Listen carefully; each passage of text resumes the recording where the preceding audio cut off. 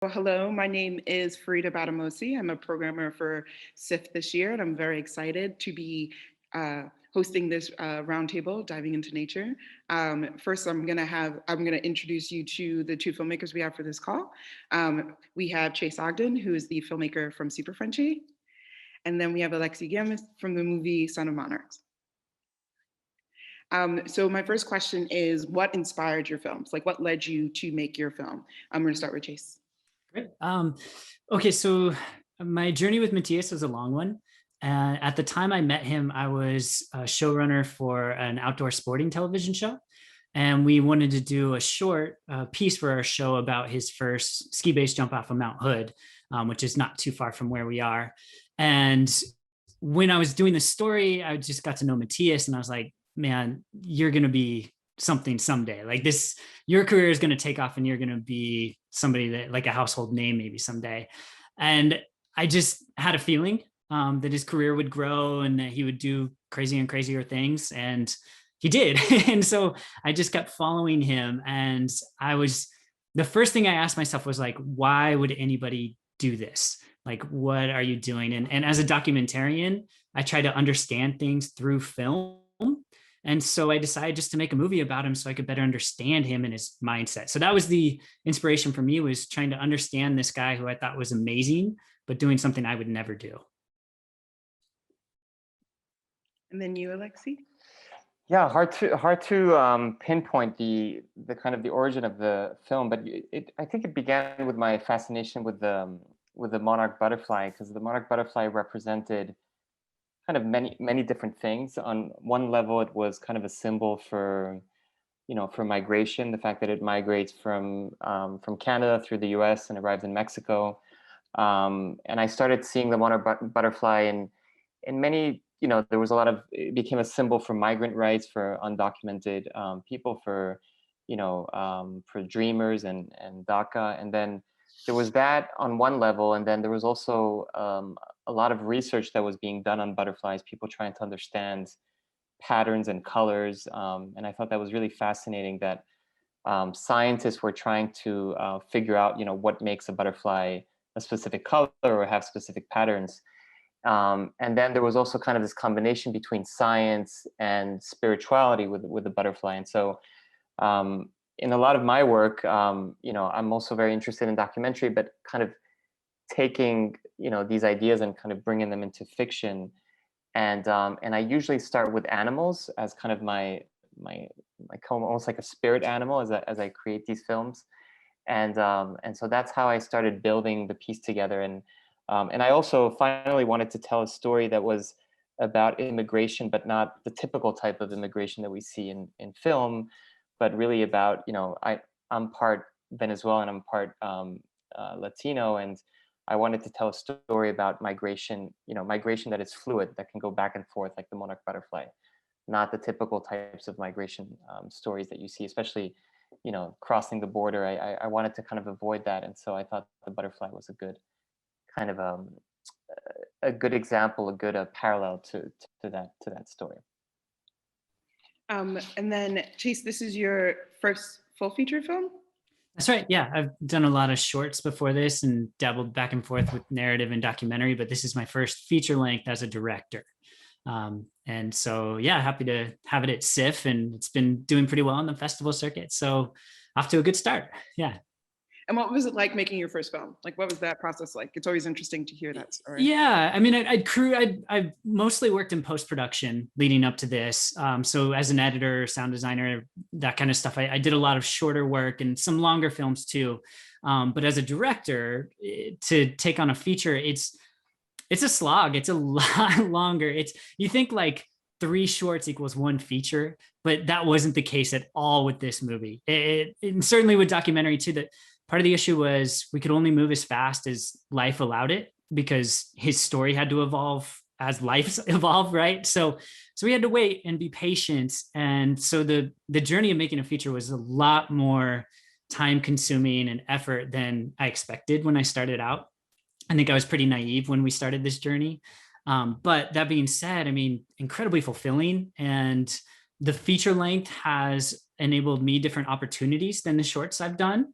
You know, kind of bigger audiences, larger platforms, distribution is coming up. Like those things weren't really possible with shorts or with, you know, some of the like commercials and things like that. It just doesn't feel the same. And you're, you know, so it's been great. You know, it's hopefully my next feature won't take as long.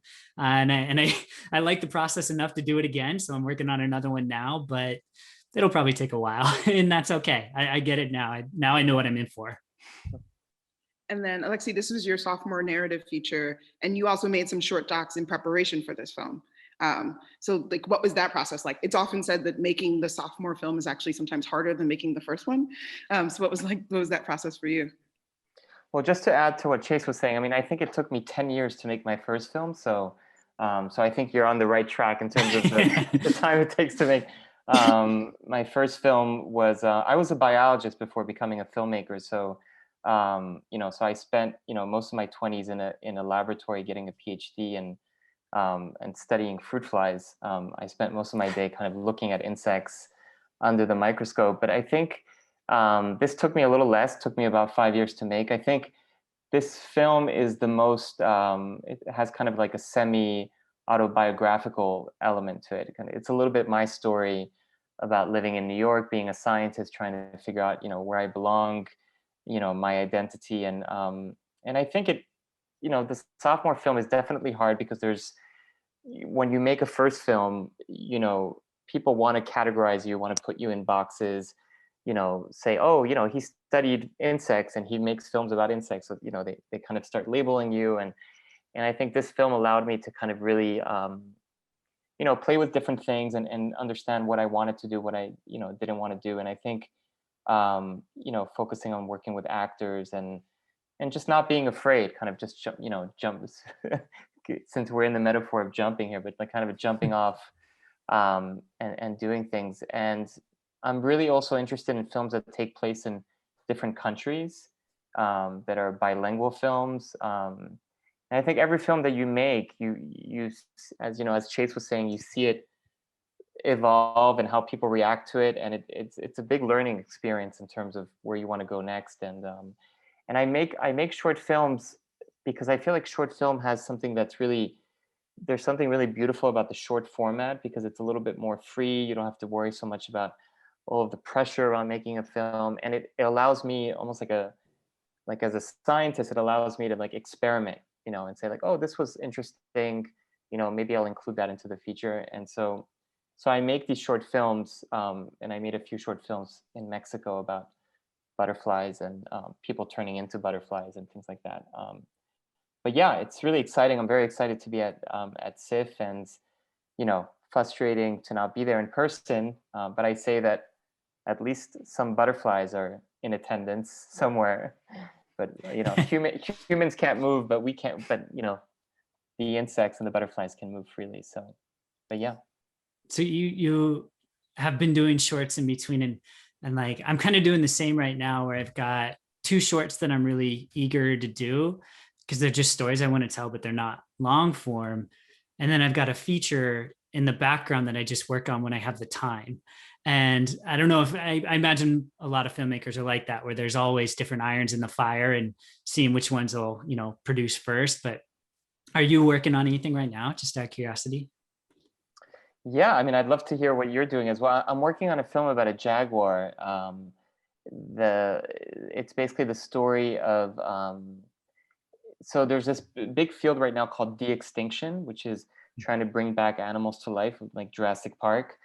And this film is about an indigenous activist, environmental activist in the Amazon in Ecuador, that basically befriends a scientist to resurrect a jaguar that went extinct in her indigenous village. And what's interesting about the jaguar is that the shamans in you know, in kind of these indigenous areas, the shaman is also a jaguar. So when the shaman kind of is in kind of a state of trance or taking ayahuasca, and so basically it's a film about kind of bringing back the jaguar and kind of preserving this. And it's a film about you know, about animal extinction, animal endangerment, but also about how to protect our forest.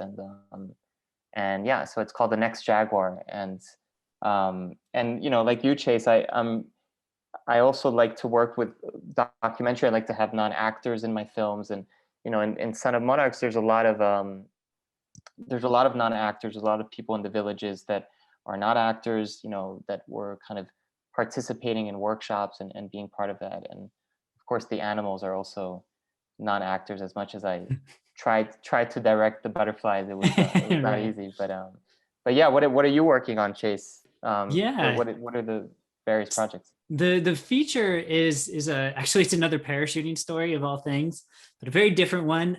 It was brought to me by a friend who is a sociologist and not a filmmaker, but he's an African-American veteran, and he learned about this story about the first all African-American paratrooper unit, and it was formed in World War II. And he told me about it. I was like, that's an incredible story. More people need to know about this. Kind of like the Tuskegee Airmen, but paratroopers. And so he's been kind of helping me research and find the story, and I'm helping him with the kind of the technical side, because he doesn't, he's not a filmmaker by trade. And what's really interesting about them is that they never went to battle overseas because of the racism of the day. And instead, they were kind of cross-trained as smoke jumpers. So they, instead of going overseas, they were fighting fires here in the Pacific Northwest, actually, and in California and Canada. And they would just jump in. Their parachute training taught them how to jump in and fight the fires. So, and this one, it's very different, because with Super Frenchie, we were filming it as it happened. This happened a long time ago and nobody filmed it. And so we're trying to figure out, do we do reenactments? We've actually been doing a lot of animation for it, which is really exciting and something I hadn't done in this form. I've done like motion graphics, but not like true animation. So it's another learning experience for sure. But yeah, I'm not, for some reason, parachutes just keep pulling me back. My shorts won't be doing that. So have you ever jumped from a parachute or no? No, and I don't think I ever will. Honestly, I do a lot of, I'm a big mountaineer and hiking and snowboarding and fishing, all that stuff, but jumping off a cliff or out of a plane, no, not going to do it. To me, it's not worth the risk, although I can totally appreciate and understand people that do. So your movie didn't inspire you to? I got really close. One time. I think those moments where Matthias is like, is about to jump. Those are kind of the moments that are so, like right before the jump are just like, it's like my heart's palpitating right there in those few seconds before. Yeah. If you ever see somebody do it in person, it's 10 times that feeling, because there, until you hear the whoosh, you don't know, right? You could just have watched a friend jump to their death, and that was really a challenging part of making this movie. Is every time he jumped, I actually didn't like filming him jumping. I ended up hiring crews and some of the stuff overseas, it was just more logistical to hire overseas crews for some of that. But I think I filmed 5 or 6 of his jumps in person, and the rest I was like, I'm going to hire a different crew. I didn't like the nervousness of seeing that. And at the same time, on tape, I'm like, it's beautiful. It looks like so much fun. He's passionate about it, but it's just not for me. Yeah, and of course he's filming as well, right? He's like fully equipped with his own cameras, and it's the most we ever ran was 6 GoPros on one jump, all attached to him. And it was like, and when I was editing it, I was like, this is too much. Like, we don't actually need this many body cameras, but we had them. One on his arm, one on his head. That's like helmet both ways, one forward and one backward on the helmet, one on the ski. Yeah. One in the parachute. We didn't actually do it on that, but you haven't seen this. There's a scene that's not in the movie. He does a paraglide, but he rope swings out of a paraglide, and there's a parachute in the paraglider chute and on the rope he swings from, and it's crazy looking. It's really cool. It just didn't quite fit into the movie, but yeah, we've tried all sorts of stuff with GoPros. Wow. Before we continue, if you have any questions at any point, as you can see, the conversation's free flowing. You can just put it in the Q&A box and we will definitely get to your question. So I guess my next question is kind of based on this. Both of your films look at the theme of flying and what it means to fly and how that looks, with Matthias, very literally his attempts to fly. And then with Mendel, like his study of the butterflies and his like his own personal metamorphosis and him kind of theorizing about what it means to fly. So like, what do you think is the fascination with flying, and how do you think your subject and your character kind of imagines flying? Yeah, I imagine they'll be kind of different between our films. So for Matthias, I'll speak from what I, conversations with Matthias. You'd have to ask him this question to really get a sense of what it's like to fly like that. But to him, it's like time stops. It's this completely free, heightened sensation, like all of his senses become alive and aware. And part of that's the danger and the adrenaline of it. And part of it's just that free floating. What's funny is I look at it and I think the funnest part looks like after the chute's open and you just glide down to the ground. But not the case for him. He likes that part too. But if that was his favorite part, he would just, be doing safer jumps or paragliding, right?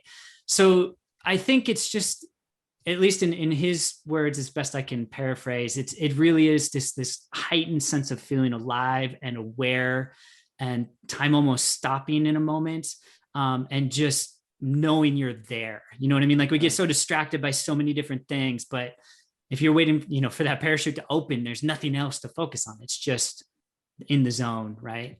And in some ways, I sometimes compare like filmmaking to the same thrill of like when I'm in the zone, that's it. That's all I'm doing. It feels like I'm free. And it's a totally different practice and it's a lot safer, but it's my passion. And I think that's it. I think flying, the metaphor of flying, at least for him, it's his passion. It's how he becomes who he truly is. I guess that's kind of like in the story in Alexis' film, right? Because the flying's, yeah, go ahead. Yeah, no, I actually, when I was thinking about before going to Son of Monarchs, I was thinking that what I got from watching, Super Frenchie is also kind of all of the preparation that goes into the flight, right? Like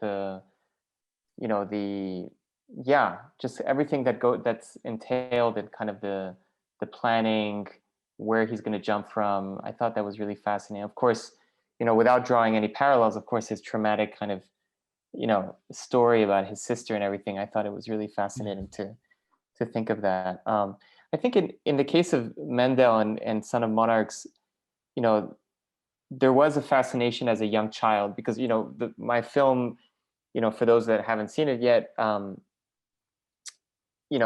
a young child, you see him as a young child, and he's already asking these questions about what does it mean to fly. There's a scene at some point when he's with his brother and he says, will we be able to fly one day? And he says, oh yeah, maybe in 2024 or something like that. And I think he's always had a fascination with flying because, of course, he grew up in a town where every year they receive monarch butterflies, and literally the kids dress up as butterflies. So there is kind of this idea that they kind of impersonate, flying creatures, and of course, flying also means discovering other countries, discovering other places. So I think, as he says later on in his life with his girlfriend, with Sarah, he says, we'll be able to kind of move around freely between borders. And that was something that was important for me when I was thinking about the monarch butterfly, was this idea that the butterfly can fly, freely between countries and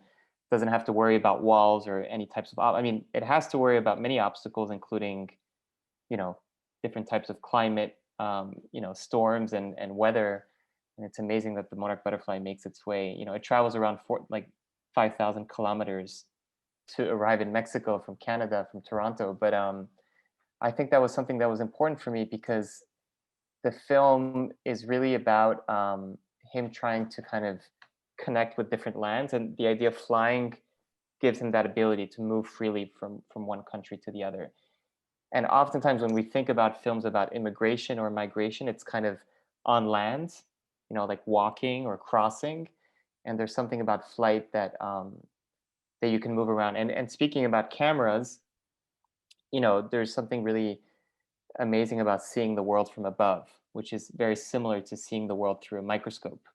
Because when you're looking through a microscope as a scientist, you're flying over them. You have this kind of godly view on it. So, it was important for me to keep that in the film and kind of keep that as a theme throughout the film in terms of his metamorphosis and him changing into this flying creature.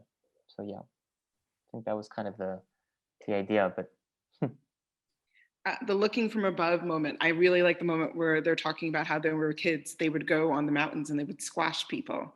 And oh yeah, it felt very interesting that he would also become a scientist who also is very used to watching things from above and choosing how to engage with it. yeah, yeah, definitely. A lot of my films tend to focus on the relationship between the microscopic and the macro. And I love kind of to the point where when you look at a landscape, you don't know sometimes whether you're looking at something that's infinitely small or infinitely big. And I think, yeah, I think that's something that, yeah, there's a lot of clues in the film, the crushing the fingers and of course he's afraid of water, that which, without giving too much away, there's a trauma with his parents about water. So flying would have been a way in which he would have been able to escape, and save his parents. So yeah, I think, there is some similarities. I see them. It's, in fiction, we tend to create these traits, right? Like, why people are fascinated by these things. And, obviously, um, in many ways, kind of Matias would be an amazing kind of subject character to then fictionalize and create another character from, for sure. Oh yeah, absolutely. He's definitely got an energy. And the thing that I hope that the movie gets this across, at least to a certain extent, is that he's really got two personas, right? He's super Frenchy, the rah jump off stuff, go crazy, and he's Matthias Giroux, and they really are different personalities. You know what I mean? Like one is kind of a character, and it's how he makes his living, and yet they're still the same person. And it's really kind of duplicitous in a way, and it's fascinating to try to know both.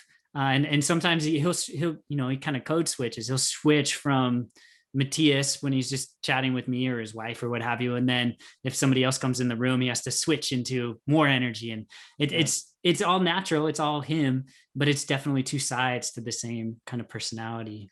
Well, what's amazing is that he understands kind of his responsibilities, but then there's also a sense that it's something that he can't not do, that he needs to fly. I think that for me is just so fascinating about the film is, and also the idea that flying is a way, I guess another parallel would be that flying is a way for him to confront his fears, right? Yeah. That he needs to go back to the same place where he had the accident. I think is just, I think there's a beautiful moment in your film, without giving away, but where after he does the second jump, he looks back at the cliff, and I think he says like, thank you, or he kind of thank you, like mountains. he gives a tribute to the mountain. I thought that was really, really powerful. And yeah, it's just a really, really strong kind of, you get a sense of the importance of flying in his life and his relationship to that.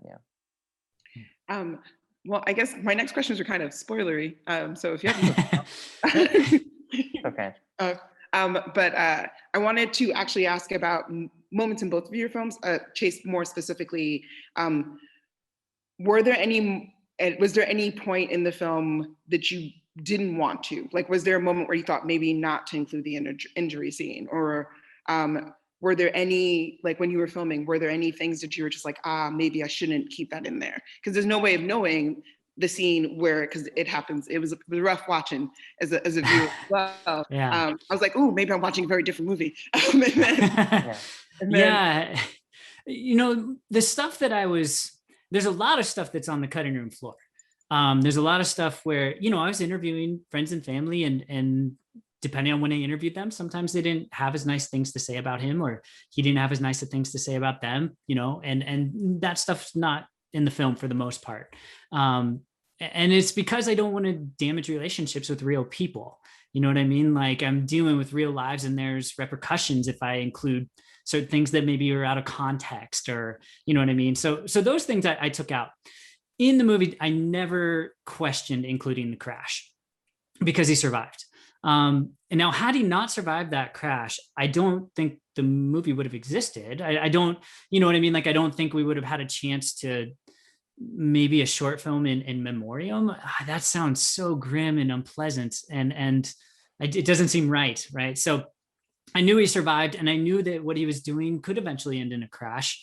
And so, you know, that's something that was always in the back of my mind, hoping and praying it doesn't happen, but it is possible, right?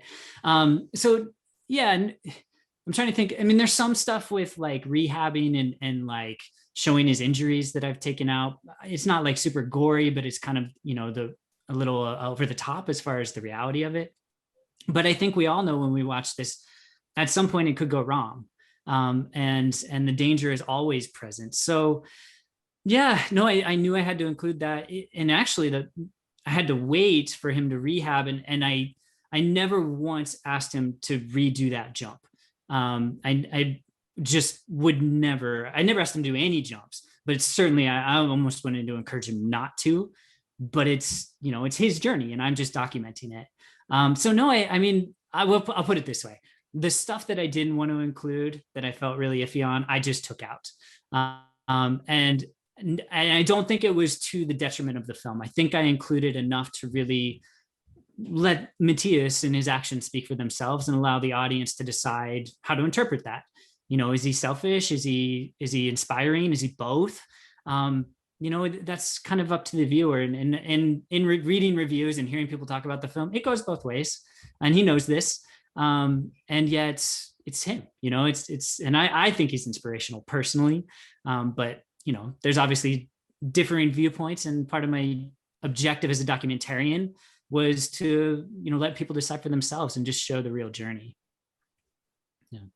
And then Alexi, you talked about how you use non-actors at a certain point, and there were definitely like moments of like ceremony that were in the film as well. Were there any things that you didn't want to show, or you did show, that you maybe initially weren't sure about, but then saw the film was like, this was necessary?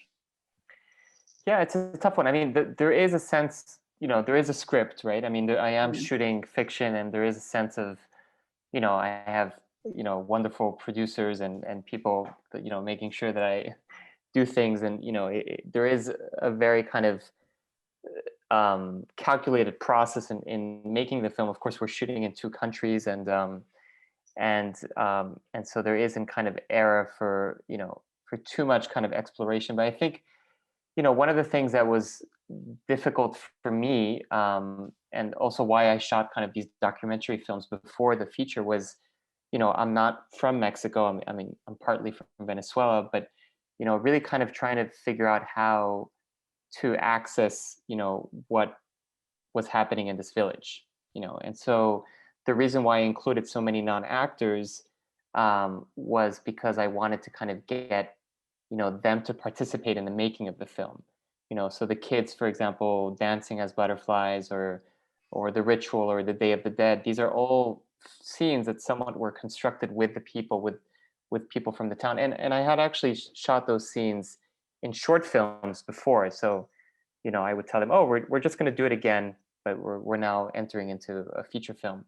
But there was one big thing that I was afraid of, was the ritual, because I didn't want people to associate the ritual that I was creating with any, you know, existing ritual. So I invented a ritual, you know, and I spent a day with the main actors, with Tenoch and Lázaro Gavino, who plays the friend Vicente. They did a workshop with people from the town, and you know, they said, okay, this is going to be a ritual about the death of the grandmother, but we're all going to kind of channel our animals. And so that was a scene that I definitely didn't want to over ritualize it to some extent. And I think, you know, what ended up happening at the end when I constructed the film is I ended up removing a lot of pieces, a little bit like what Chase was saying. Like I want people to kind of create the relationships between, you know, I didn't really want to put too much about the relationship with Sarah. I wanted it to feel kind of like that, as if you're, you know, literally flying, you know, through these moments in his life, and create those connections. You know, I didn't want to be too heavy-handed about those. And I think that was something that that was different a little bit from the script, where I had a little bit more of kind of tracing relationships and moments. And so the film becomes a little bit more kind of this existential journey. And at the end, it becomes more about an inner conflict versus like an exterior conflict, you know. And that was something that I kind of discovered in the editing. But yeah, and just since we're speaking about flying so much, there is one thing that also was I wanted to point out about all this is we wanted to shoot the film as if the camera, a little bit like in Chase's film, would come in and out of moments, you know. So the camera was basically like a butterfly that would approach and leave and kind of have its own personality in the film, and that was really important for us in terms of giving that. It doesn't relate to what we were discussing, but to what I excluded. But and if it were for me, because I had an amazing editor, Elia, that helped me, I would put a lot more microscope shots. I would like, you know, I would go crazy with because I'm obsessed with microscopes. So I would just do like a 3-hour cut with like dissections and these things. Yeah. Yeah, I thought the editing was exceptional. I really, as an editor myself, I was like, this is cut together so beautifully, and the transition from moment to moment, it, even though you're leaping through time and space and you're going into kind of dream sequences and stuff, it just felt so seamless. And like you're saying, you're kind of flowing really naturally from one section to another. I thought that was really well done. Thank you. Yeah, I can't take much credit for it, but yeah, we have. Yeah, it's definitely. I mean, editing. I'm sure with your film as well, when you have so much footage to choose, it's a difficult craft. You know, finding the rhythm and what to include and not include, and yeah, it's definitely a science right there. So.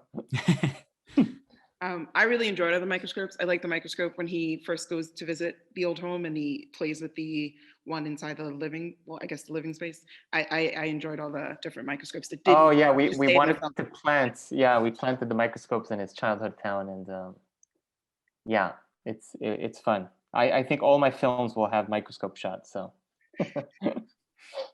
I noticed you mentioned earlier that you worked with fruit flies, and then his friend. That's what he does. So yeah. So there was one thing. I mean, we're not on that. There's one thing that I'm trying to do with my films is every time I make a new film, I want to reference like the prior film. And I have this thing also where my hand appears in all my. So I do some of the dissection. So I have like a hand cameo in a lot of my films. I wondered, you've got some director's trademarks in there. I like it. Yeah, so it's kind of like my, you know, whatever, my Hitchcock or, you know, but my hand and this idea that every film kind of can speak to the previous one is something that I'm trying to do. It sounds like with the jaguar story, there's some thematic elements you're revisiting too, with the idea of kind of spirit animals and connection to kind of like our animal cores. I think that's really an awesome thing to keep exploring. Yeah, I mean, yeah, it's a whole other topic about, you know, our relationship to animals is a definitely for another discussion. But I feel like there's a lot of films that speak about animals and animal extinction, but this idea of, you know, animal extinction in kind of film, in fiction is an interesting topic, and how that relates to climate change and, you know, to our kind of human centric ways of seeing, you know, what do we want to save and what don't we want to save. What's interesting about the monarch butterfly, for example, is that it's considered to be an endangered species. The population has decreased by 80% over the last, you know, 10 years, but yet it hasn't. It's not given the same importance as other animals. You know, it's not. You know, it's not considered to be, you know, on the verge of extinction, and that's because it's an insect. But it's really fascinating to me how we kind of prioritize these animals, and so yeah. So I'm moving from the insects to the jaguar to see if I could get a different type of reaction from people. But yeah. Speaking a little bit more about the nature of things, I wanted to ask questions about what was it like? So like the shots with all the butterflies, what was that like? You said that you tried to control them, but you can't because they're non-actors. And then shooting on the mountains, you talked a bit about how you had him rigged with all the cameras. What was it like kind of filming in these spaces that are just like not normally home to having cameras and being shot? Yeah, I can start, Chase, Mhm. and then kind of transition into yours, because I'm also fascinated by. But I think, as with Chase's movie, with Super Frenchie, I think what's beautiful is that there's a sense of you know, with documentary, it's kind of implied, right? That there's a sense of like unpredictable nature, like what you're going to get, what's going to happen. In the case of Matias, is everything going to be okay? And I think that's really when you're shooting the natural world, and you're shooting in like natural environments, whether it's human beings or other animals. I think I find that fascinating. And of course, I think about also how we can kind of take these moments and put them into fiction in my sense. So in many ways, I'd like to start shooting those scenes first, because they can inform other elements of the fiction. So, and I think also when you work with kids, they act really well when they're embedded in like natural environments, because they speak. It's almost like a primordial. They respond to nature. So many of the lines at the beginning of my film, where they look at a colony of butterflies and the kid says it looks like a bear, stuff like that. I mean, I would love to write that, but I would never be able to write those things, because they're just amazing. Or when he grabs a salamander and he says, it looks like it's smiling or it's laughing, I think, or it looks like a mini dinosaur. So for me, those are really amazing moments, because you're getting kind of these immediate reactions, and it's somewhat improvised. And I feel like the natural world and animals really provide that. And there's also a sense of respect, because film sets can sometimes be very hostile. There's a lot of egos. There's a lot of, there's just a lot of like, personalities. And what was great about shooting in the butterfly forest is that everybody needs to be quiet. You can't have reflectors. You can have very few people. You have to be careful where you walk. You have to be very respectful to the butterflies, because they're hibernating. And so that's kind of my experience. And I can imagine that, with Chase, it must be also, such an amazing experience to kind of shoot in these extreme conditions and these environments. But yeah, for me, it's what I love most is shooting in kind of natural settings. Yeah, I 100% agree. I like I said, I used to run an outdoor sporting show, and I used to joke I get paid in sunshine, because I didn't make hardly any money doing it, but I got to be out in the wild, 7 days a week, or I guess it was 5 days a week, and then they edit bay 2 days a week, right? But it's kind of where I've always been drawn, is outdoor stories. And Matthias's story, it fit the mold really nicely. A really interesting character, a beautiful and exciting thing he does, and in beautiful places. Now, I will say, unfortunately, I didn't get to go to a lot of the European jumps. I think I mentioned this earlier, Yeah. but just logistically, it was made more sense to hire locals than fly me over and bring gear. And some of the mountaineering he's doing, I haven't even done. I can't even do some of the mountaineering he's doing today. And so, hiring guides for that kind of thing. But the jumps that I have participated in Utah and one in Colorado, and mostly, well, stateside, it's been just a joy. And it's been myself and maybe one other person following him, and then his own cameras, and that's it. That was for every shoot. At the most, we had 3 people. Even when doing like controlled interviews, it was like, me running lights and camera and a boom op. Or when we first started making the movie, I only wanted to film outside. So the first interviews, you might notice in the film, the first interviews are all outside. And if you see one at the end of the movie, that's because I recorded it way earlier and I'm just moving it, into a different timeline. And eventually, as his family stuff started to evolve, it became impossible to do that anymore. And so we had to show his home life taking place inside. And then as his son gets a little older, we start to take that back outside. And so eventually kind of the way it all ended up is most of the film takes place outside, because that's where most of his story takes place. That's where he's most comfortable. It's where I'm most comfortable. And it was just more enjoyable to film that way, in all honesty. I don't know that I would do a feature as far as filming it. Like editing is a different thing, but filming it, I don't know if I would choose one that forced me to be like, in a sound studio, or like a controlled space all day every day for however many days. I'm curious, Chase, whether or not Matias would choose the scenes that he wanted you to say, like, oh, this is an important place, this is like a very sacred, or was he involved in kind of, because since it took so many years to film, I'm just curious about, what were the ones that were kind of included in the film, or he suggested. Yeah, just So curious about. he chooses his own jumps. He chooses his locations 100%. I didn't have any input on that, and he didn't have any input on the edit. And so it was basically like, we'd communicate pretty frequently, and he'd say like, I'm going to go do this thing, I'm going to go do that thing, and then he'd send me footage. And then if it was something that was local or that I could get to, I would go and I would film that. There's one or two exceptions, but pretty much all the interviews and all the family stuff I filmed, or a friend of ours, Wes, filmed some of the family stuff too. But some of the, like I said, a lot of the jumps, he just wanted to go there. He would do it no matter what. And I just asked him to make sure he filmed it. And then in the editing, it just came down to deciding what are really those key jumps, because he has so many at this point that you really have to focus in on those milestones. And so that was kind of, he's seen the movie many times now, and there's some stuff he'd still probably wish I'd changed, but he's respected the edit from the beginning. He's never tried to convince me to change things. Just, I said, I got the wrong line here. I should blur out his license plates. I just had to do that for the DVDs, like stuff like that. But no, he's been really respectful of that. And so it's kind of collaborated that way. Wow.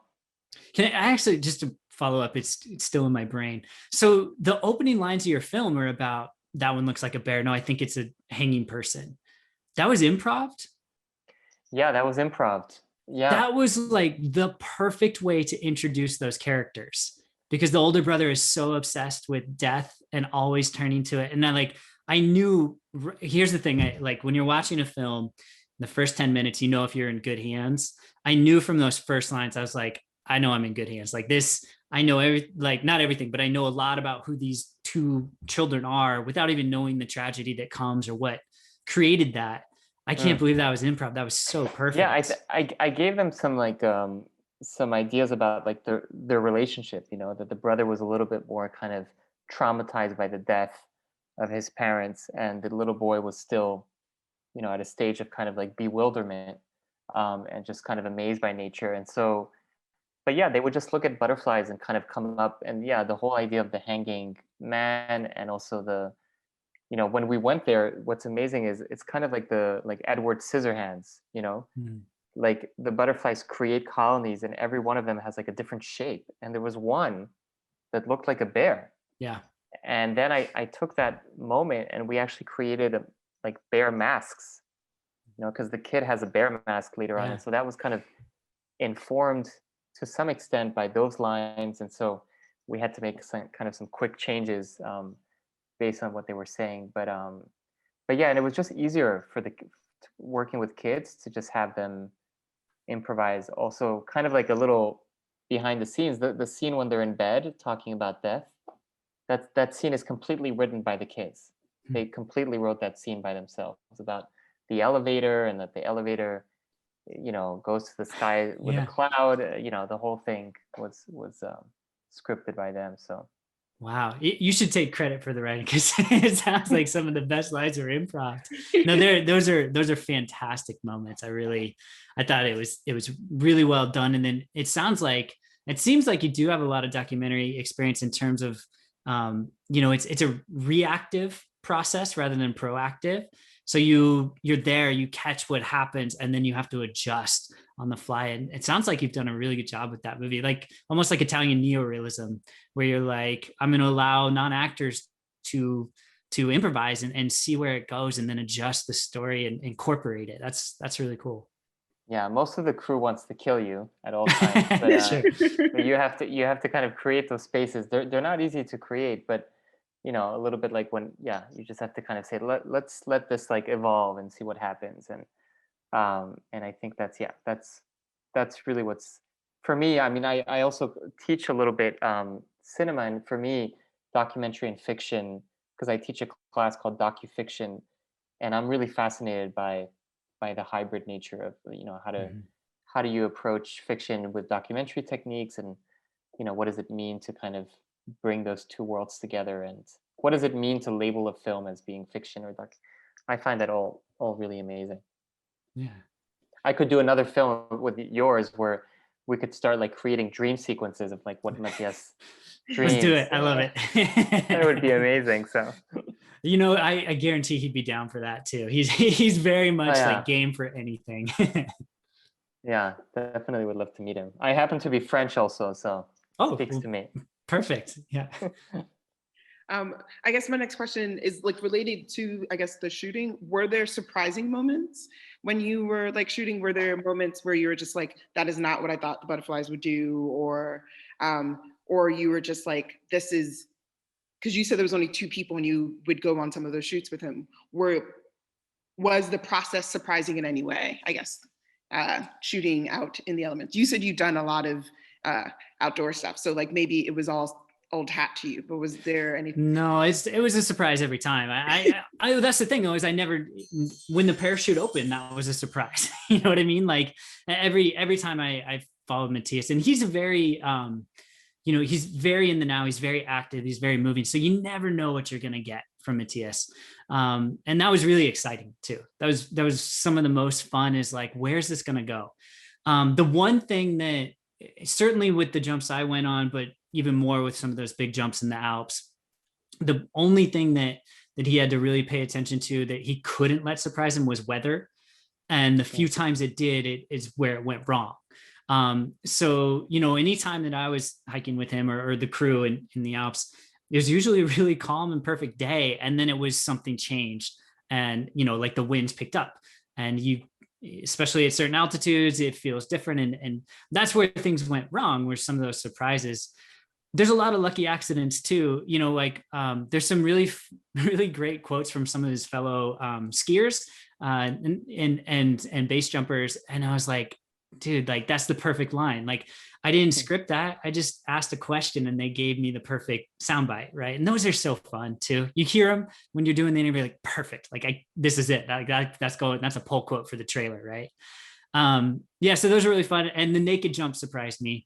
I have way too much nude footage of the Matthias. naked jump and the naked run as well. And the streaking too. The original credits was him streaking. And I sent it to a friend of mine and she was like, what?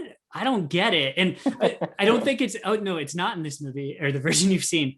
He actually, while he was running, came across a herd of deer. And so he's running naked and there's this herd of deer running naked kind of parallel to him. And I was like, it's nature. Like he's wild. He's an animal. And but it didn't make it. It didn't make it in there. It was too much black box blurring for me. So yeah, those are some of the kind of things that surprised me. Yeah, I think for me, the hardest things were definitely shooting in New York.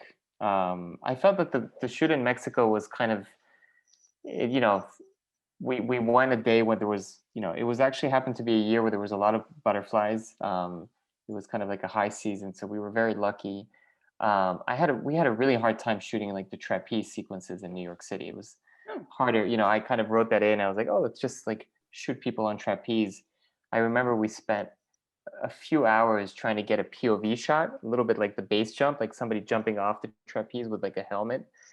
Instead of a GoPro, it's like literally an Alexa camera.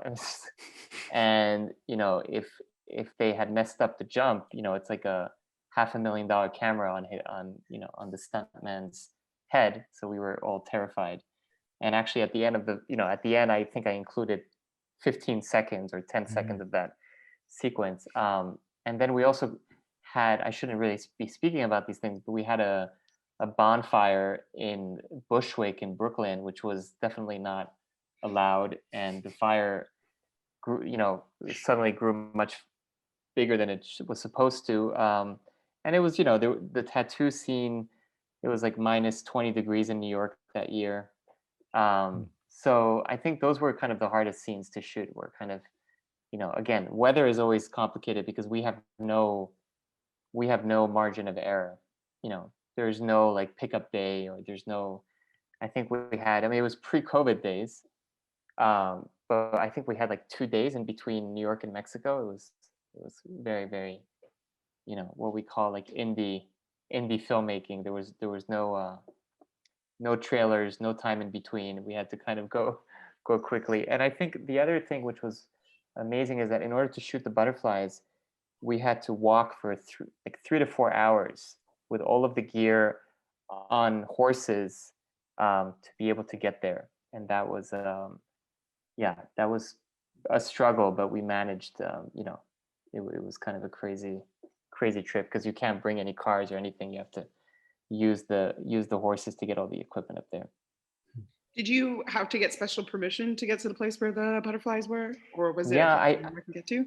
because I'm a biologist, I was able to, and because I had been there before shooting documentary footage, I was able to, convince basically the bioreserve, to shoot there, and they had never really there was never any fictional movies that were shot there. Usually it's like Nat Geo and these big channels that go there, and TV channels that go there. But I explained to them that I wanted to make a film about the village, about the town, about people that grew up there. And it took a while to get permission because it's not easy. And they gave us access to the colonies, which is where the butterflies arrive, which is not open to tourists because that's the hibernating sites. That's where the butterflies are sleeping. And even if you just like speak loud, they can fall from the trees. You can't put reflectors because the light also, they hibernate for 4 or 5 months, before going back to the US. And yeah, I mean, there were people crying on set. It was just like a really powerful, just imagine like millions of butterflies kind of hanging from trees. And so yeah, that was kind of those were some of the struggles. But I had wonderful producers and people that, and actors that were just really kind of willing to be game with everything. So it was great. And it was pre-COVID, so harder to shoot nowadays. So we have a question from the audience. They love to hear your favorite parts of the filmmaking journey since the completion of their films and seeing their films reach audiences. So since it's been finished, right? Is that the question? I mean, we can do two. So one question is, what was one of your favorite moments? I imagine there's many, during filming. And then what has been one of your favorite filmmaking journey moments since the film's been completed? So actually this is kind of surprising. The two first, I think, were some of the most exciting parts of filming. The first was the first time I filmed him jumping, was really thrilling to see that in person. And even though it was kind of terrifying, it was also it was fun and exciting. And it was a really easy jump in Utah. So, much lower risk than some of the ski base jumps. It was really cool to see it in person for the first time, because I'd had a couple jumps he'd sent me, but I hadn't been there until then. And so that was great. And actually, when they came home with their baby, when they come home with Soren, I was there, and I felt like so much a part of the family. Like I was not just documenting, but I felt like, I was part of their journey. Like I met Joanne shortly after they met, and, I was there shortly after their engagement. And, I just been following his life so closely for so long, and to see them bring home their baby was just like super cool moment that I got to be there, and they allowed me to share that to an extent. That was really, really great. Since the movie's been done, we actually finished about a year ago.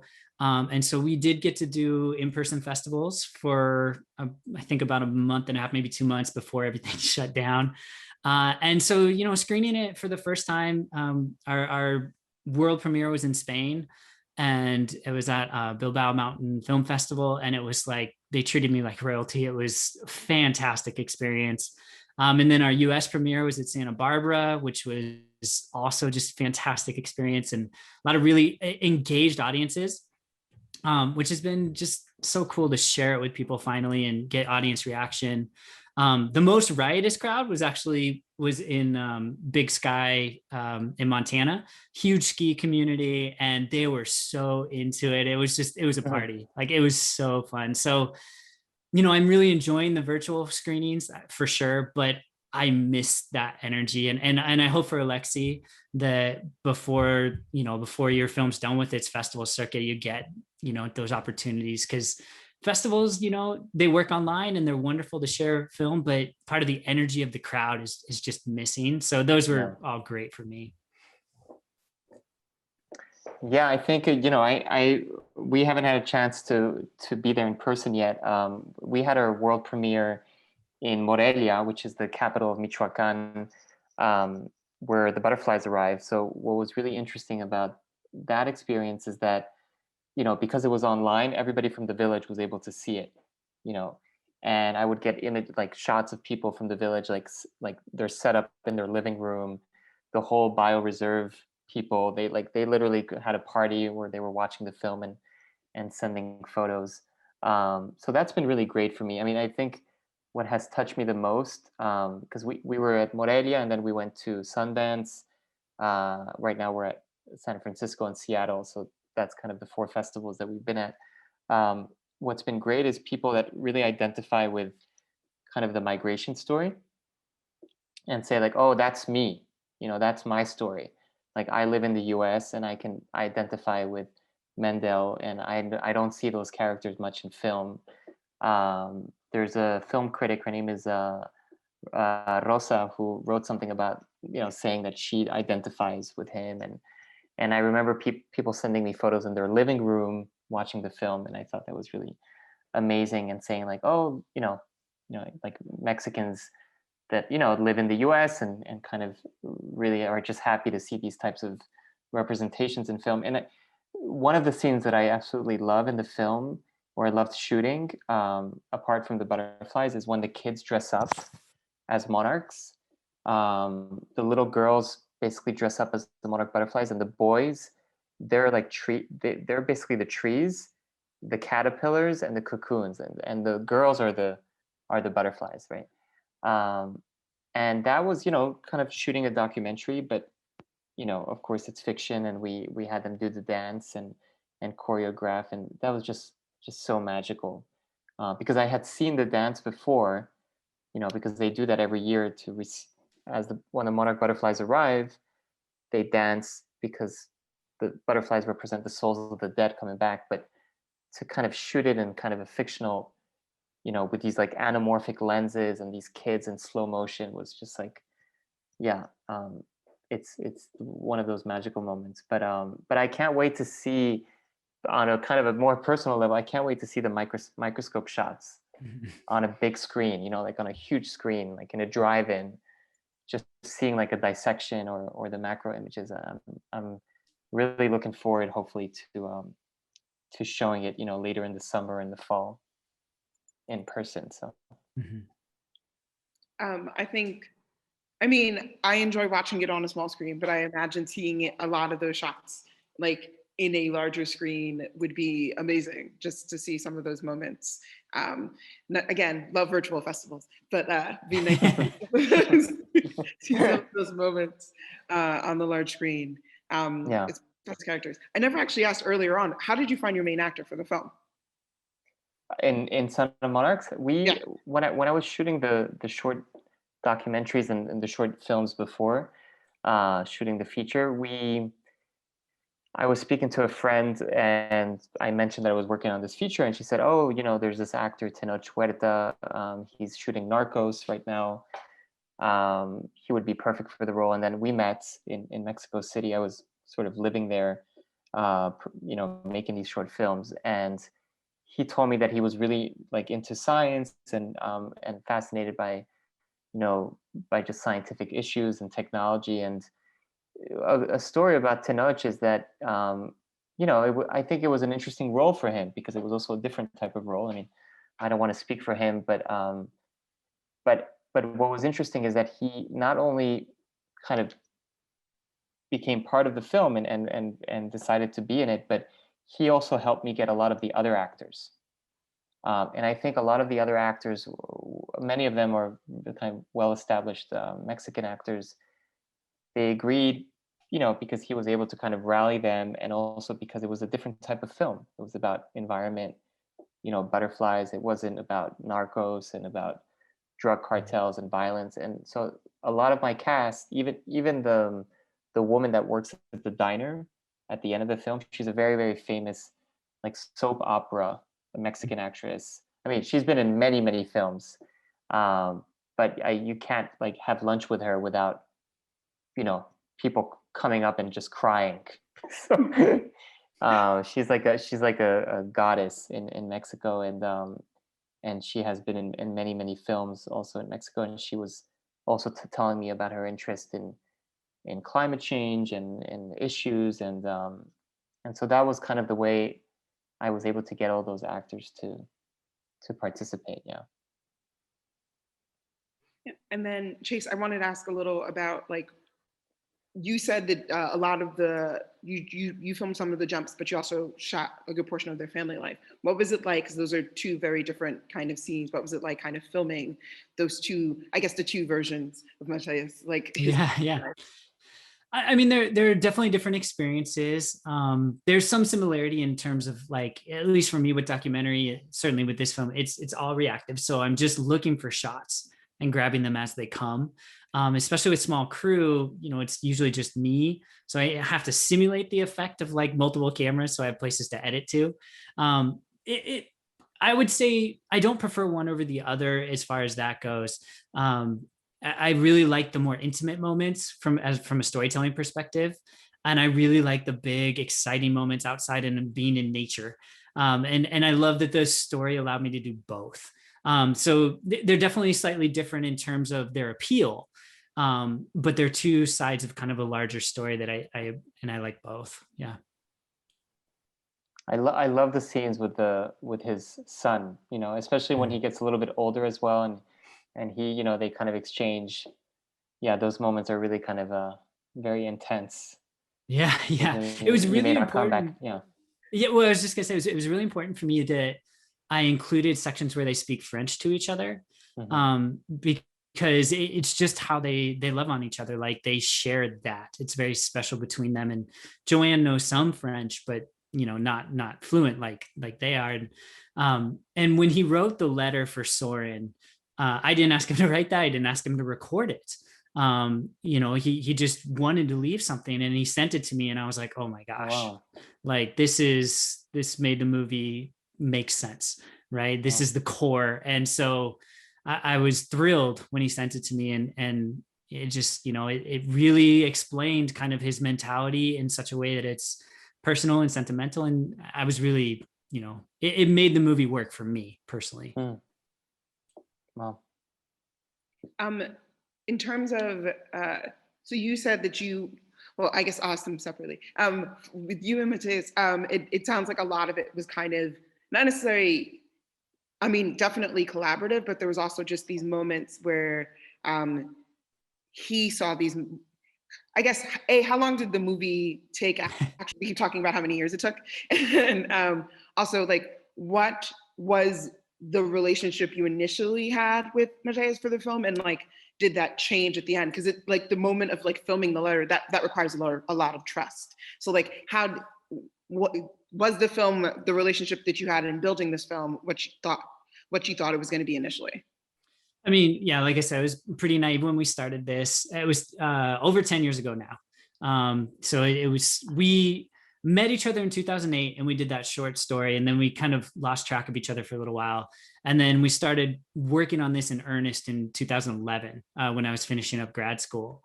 And I thought, he always thought we were making a ski porn movie, like a Warren Miller type film. And I always wanted to tell something with more story to it, but there wasn't story yet. And so I kind of kept following him, waiting for the story to evolve. And to be fair, I wanted to really showcase a lot of his big jumps. So we're on the same page as far as that goes. It was just, what's the frame, right? What do we frame this around? And I started to see his family life evolve, and I realized that's it. At first, I wanted to make it about kind of the science of how his brain was working.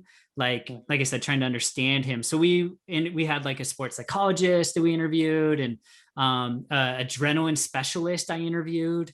And the problem was the science of it isn't really explained him, nothing can. He's a person, right? And so this science can be like, this chemistry does this, and that's interesting, but it's not who he is, at least how he shows it. So that's really kind of the evolution of it. And as he started to realize too, like his family was becoming a part of this, we just grew close over time, and he let me in on more and more, and that's kind of how it evolved. At this point, it was really funny, like shortly after, when I did my very last interview with him and his wife for the film, and we were having dinner together, and he and his wife were talking about stuff, and I was like, oh, is that when I knew more about their history than they did with their first dating and stuff. And so they'd be like, I don't even remember that. And I was like, I've seen the edit of it. Yeah, let's watch some video. Yeah, exactly. Yeah. I've heard you say this quote like 20 times in my headphones in the last week. Like, trust me, you said this. So it really is funny. Like, you become a part of their lives, or certainly I did in my experience with this. And then for you, Alexi, you said you worked on this film for 5 years, and it also felt like you were talking about how the actors were brought to the project and how the kids kind of were like improv and there were non-actors within the village. So the film that you initially were setting out to create, do you think it changed quite a bit? Or do you think that you got the story that you were trying to go for initially? It did change. I think I started out with, again, to kind of piggyback on what Chase was saying, I think I had kind of like big themes, that I wanted to address, like themes of migration and metamorphosis. And I think the fact that by going there multiple times and by seeing what, kind of the day-to-day of what it meant to be living in these towns and old mining towns and the issues about the mines and deforestation, it also allowed me to understand kind of the other side of things. Because to some extent, I'm a little bit like the character in the film, like Mendel, where I come into a village and I say, oh, look at what they're doing. They're cutting down the trees, and there's all these like contamination because of the mines and all of the, all of the kind of the extracts that are basically damaging the forest. But then I started to see kind of the other side of the kind of the coin, that, these are places that used to be very, very kind of flourishing mining towns, and they're going through an economic kind of depression, and they live off butterfly tourism. It's very complex. They went through a big flooding that I sort of reenacted and or I speak about in the film, because that flooding actually did happen in the town. And so I think the documentary work and being able to kind of engage with the people there really helped me put, a little bit like in Chase's case, like put the kind of the personal and the day-to-day lives and kind of start building the characters based on that. Like, okay, I'm gonna think about who the brother is and who the the teenage girlfriend is, and so that's how I kind of created things. I tend to start out with kind of these very magical realist ideas, and then all of this work chipping away kind of gets me into these stories. And then New York, New York was a little bit easier because it's kind of, I'm a little bit more connected to that because I live in New York and it's a little bit my story, but I still had to speak to a lot of scientists. And we were just talking about the tattoo. I was speaking to a butterfly scientist at Cornell, and I asked him, what is one of the craziest things that you ever thought of doing? And he said, oh, I once thought of extracting the butterfly pigment and like putting it into my skin. And so I was like, okay, let's do that. Although it's obviously not, not doable for many reasons, but I love to play around with kind of, a little bit of fantasy, a little bit of science fiction. I think never hurts. And especially with science films, you were talking, Chase, about things can't be always explained with science. I think you shouldn't be afraid of peppering, scientific worlds, but with a bit of fantasy and allegory and dreams. And so that's why I tend to do that quite a bit in my film, is incorporate kind of these more kind of science fiction. I tend to refer to my films not as science fiction, but science in fiction, kind of putting the in there. So, but yeah, don't know if I answered the question, but it's definitely documentary work and research that goes into really shaping the film. And then as we were talking with Chase, is being very reactive as you're shooting. You know, this is happening, you know, whether it's like technical issues, but also like dialogue and being like, okay, how does that change what we're going to shoot next, and these types of things. What I'm really enjoying about this conversation is, taken separately, your two films feel like they wouldn't have much necessarily in common, but in conversation, we're seeing so much connection in like, the shooting style and the themes that you were playing around with. And I think that that's amazing and wonderful. And also the person who scheduled this Q&A together clearly was thinking on many levels. I guess my next question is, what do you want audiences to take from your film, I guess? Of course, you want audiences to react whatever way that they do and engage with it. But what do you hope one of the things they take from your film is, please? I don't know, Alexis, you want to start this one? Yeah, it's a hard one. I mean, because it's because I actually haven't been with an audience.